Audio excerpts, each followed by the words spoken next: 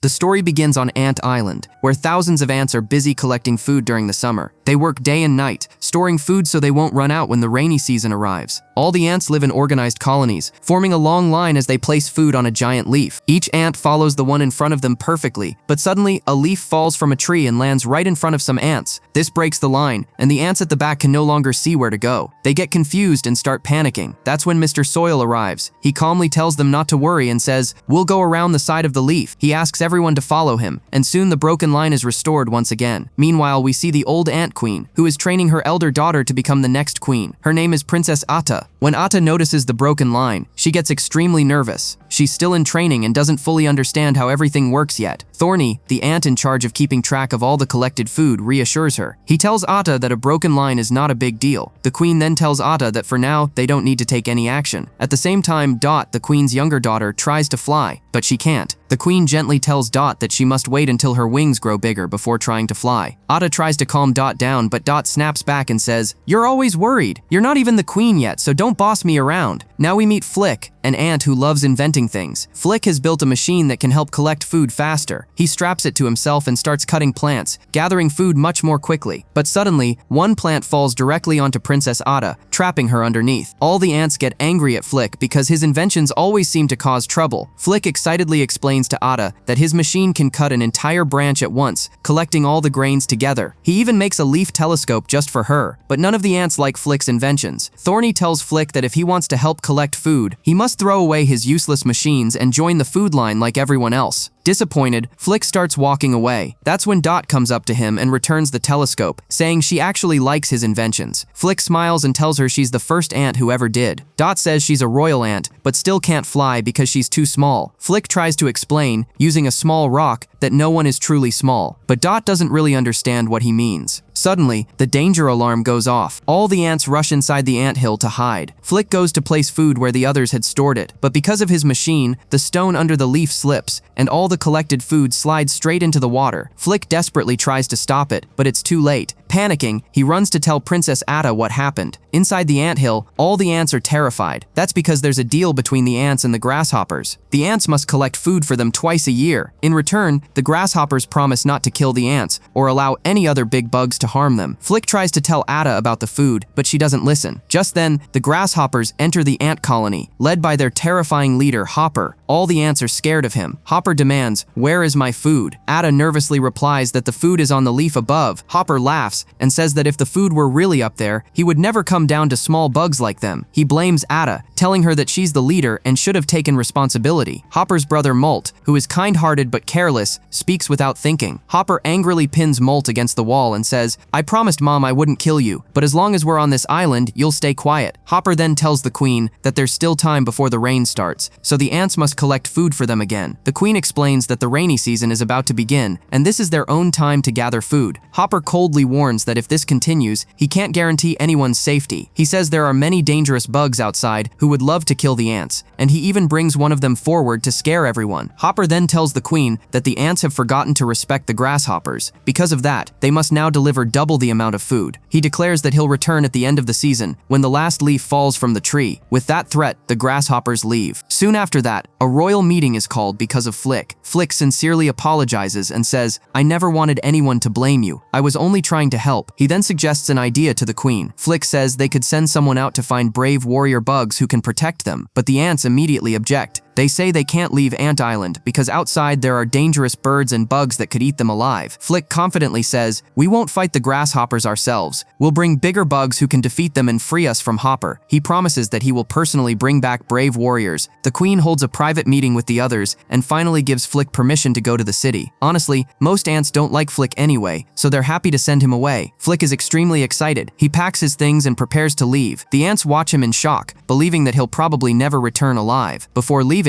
Dot comes to Flik and says, "I believe in you." Flik reaches the edge of a river cliff. He breaks a tree branch, uses it as a tool, and jumps down from the height. Soon Flik arrives at Bug City, located under a human house. He's amazed by the place and happily starts searching for big, tough warrior bugs. At the same time, we see a circus run by PT Flea. Unfortunately, no one comes to watch the show. Seeing the audience leave, PT angrily tells his team to perform better. They try their best, but the audience still isn't impressed. A bug named Francis performs next. Two bugs mistake him for a girl and start teasing him. Francis gets furious and yells at them, which makes them angry too. Then Gypsy and Manny perform their magic act, but the audience hates it. They start throwing tomatoes at them. Upset, Manny walks away and the audience begins to leave again. Desperate, PT announces a dangerous fire act. He explains that the twin bugs Roll and Tuck will stand in front of a cannon, while Rosie the spider will stop the fireball using her web, all in just 15 seconds. Blindfolded, PT lights the fire, but Roll and Tuck start fighting with each other. They fall onto PT, knocking him onto sticky paper placed in front of the cannon, and PT gets burned. Enraged, PT fires the entire circus team on the spot. Later, Flik enters a bar and starts asking around about brave warrior bugs. No one listens to him. The fired circus bugs are also sitting in the same bar, sad and broken after losing their jobs. Just then, the same bugs Francis fought earlier arrive, bringing along a huge intimidating bug. They start mocking Francis. Francis loses his temper and attacks them. During the fight, everyone ends up inside a large drum. The drum starts rolling, and all the bugs get knocked out. Flik sees this and thinks the circus bugs defeated everyone.